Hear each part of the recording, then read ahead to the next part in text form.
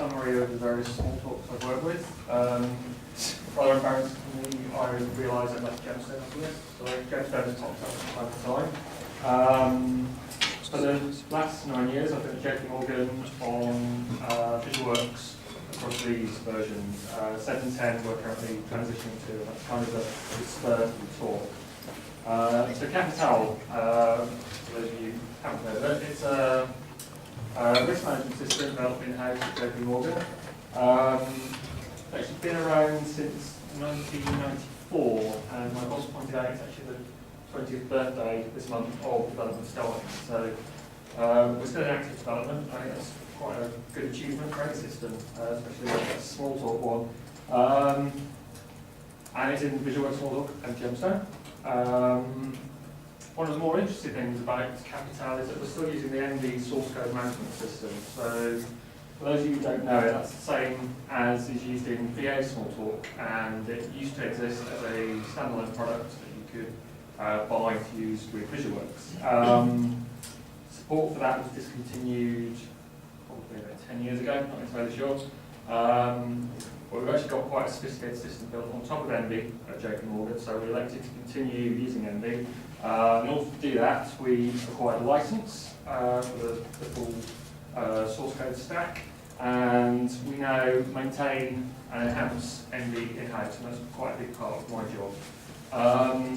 Obviously, a particular challenge in that area is keeping MD up to date with the changes in VisualWorks itself.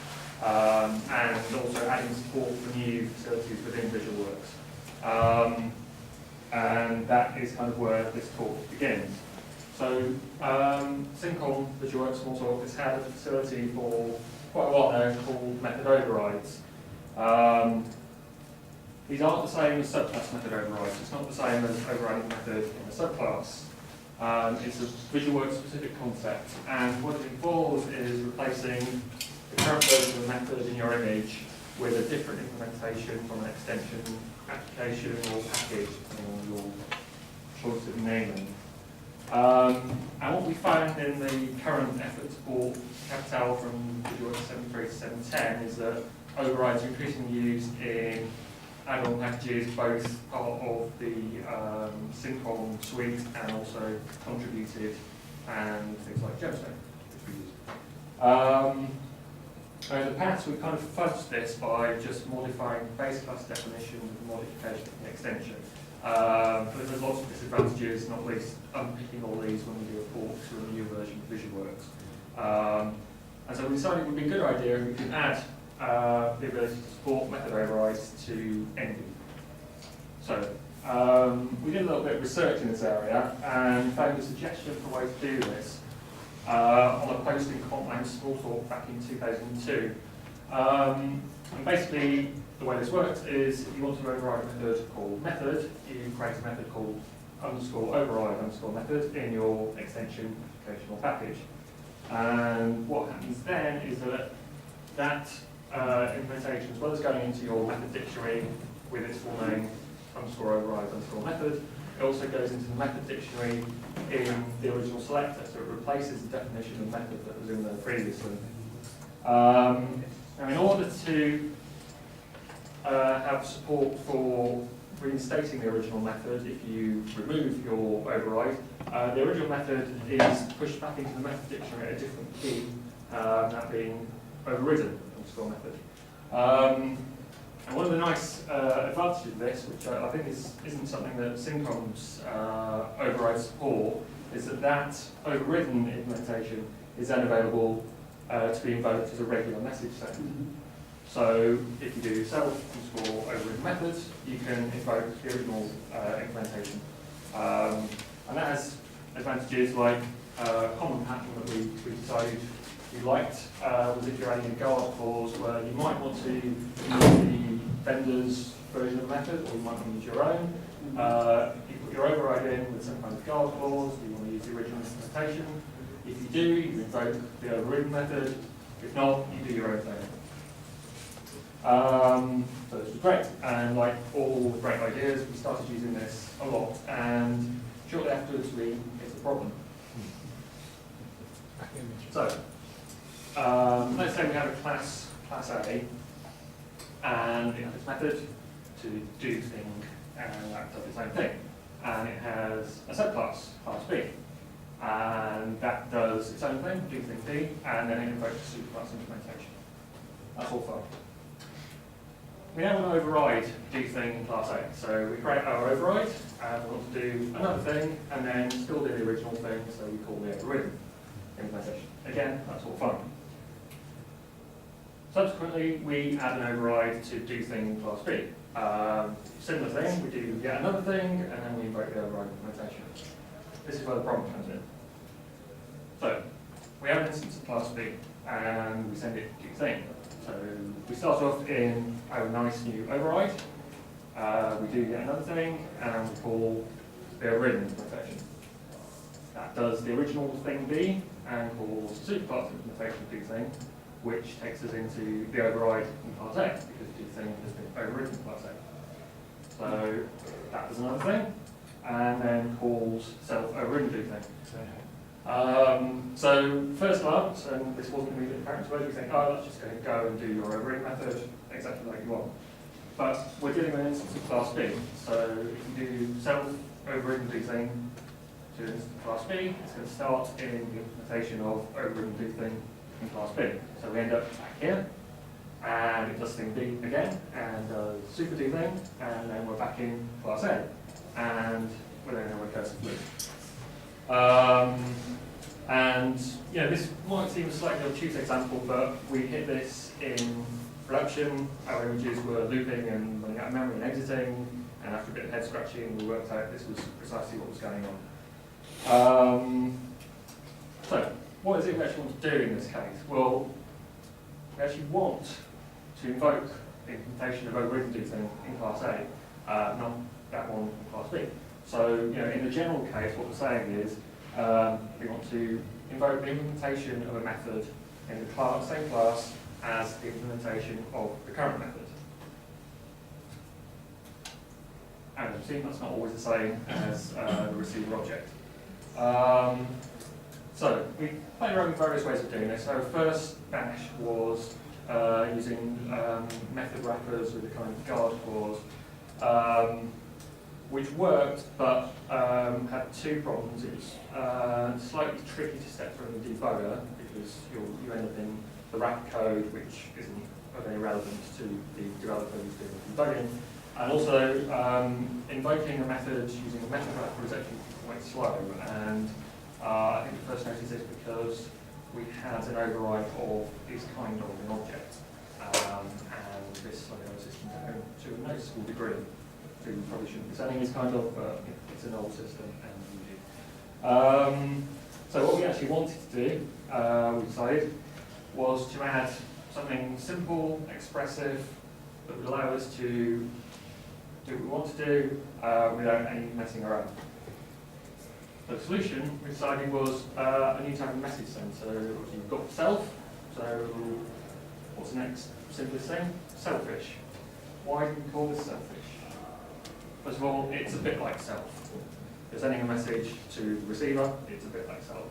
And it's also a bit of a pun because it's a selfish send. So when you invoke a selfish send, it won't allow the subclass to come in and do its own implementation. It keeps it to itself. It's a selfish send. So that was the easy bit coming up with the name. Actually, that was quite hard. We had quite a lot of debate about that. But then we had to do the implementation, which wasn't quite so straightforward. So our first thought was we need a new bytecode. It isn't that straightforward because we're dealing with VisualWorks, which isn't an open source Smalltalk, and also that was kind of going against the spirit of doing everything in Smalltalk, which we like to do. So we get to that one. Too difficult. If we could reuse an existing bytecode, that would be a lot easier and a lot more portable. The man has it. So, we looked at super. Why did we look at super? Self is a bit selfish, is a bit like self. Super is a bit like selfish. How's that the case? It seems to be a different concept. What it actually does, as you probably know, but it's always difficult to get the words, it invokes the implementation of a method in the superclass of the method currently running the superclass of the current implementation. If you look at the bytecodes for a super method, which is self onto the stack, which is the current method's class, and if like to supersend. So this gives us a big clue as to how we can implement the self-extend quite straightforwardly. We just need to push a subclass in the second subclass of the current method class. Obviously not all classes have subclasses, but that's not a problem. We're dealing with Smalltalk and it's pretty flexible. We just dynamically create a new subclass of the current method's implemented class. And if we push that onto the stack, we can use the supersend bytecode and we get the method we want. So, go back to the example. Class B new thing. Start off in the override method. We get another thing. This time we invoke the overridden method but using the self-extend. And in the case of class B, this is exactly the same as self. There's no subclass, so we start off in class B, do thing, super do thing, and we're into class A again in the override method. Do another thing. This time we invoke the overridden method using the self-extend. And this does what we want. We end up in the original implementation of do thing class A, we do thing A, and that's exactly what we want to do. That solves the problem. This solution is, as I've said, all in Smalltalk. Which I haven't gone into modifying compiler and parser, but again, they're all in Smalltalk, so that's a straightforward programming exercise. So it's eminently portable to probably any other Smalltalk where you've got access to the compiler and parser. So if anyone wants to run with this, either the overrides or the self-extend, please do so. Happy to give you any tips you might need. That's the end of the presentation. How readable is your code after you've finished? I'm sorry? How readable is your code? Okay, this is slightly twisted. So what we did to make things easier for our, I work on the infrastructure team we have to sell, so I'm quite happy getting my hands dirty with this. We've actually made it a bit easier, so we modified the compiler so if it detects an overridden send, it will automatically put selfish in, even if the developer puts self. But aside from that sort of bit of magic, when you're going through the code with the debugger, it does exactly what it says in the tin, because the debugger understands super, and we've effectively done a sort of slightly modified supersend. So the code is eminently readable. In terms of the overrides, the Cincom toolset has a facility for showing you the override method and the original method, and we've modified that to reflect our implementation of overrides. So we've got full tool support and everything works in debugger as you'd expect, so it's quite a nice solution. Yeah. So have you looked at the class boxes and how do you compare this with class boxes? I've never heard of class boxes, so maybe. Yeah, Alessandro is here, so you can talk to him somewhere. Not in this room, but. Sure. Any other questions? Then actually, can you override the override again? No, we haven't gone that far. It would probably be possible, using a similar technique. Obviously, you'd have to come up with a different prefix. But for we haven't yet hit a case where we needed to do that. If we did, we might put the effort in, but we haven't as of yet.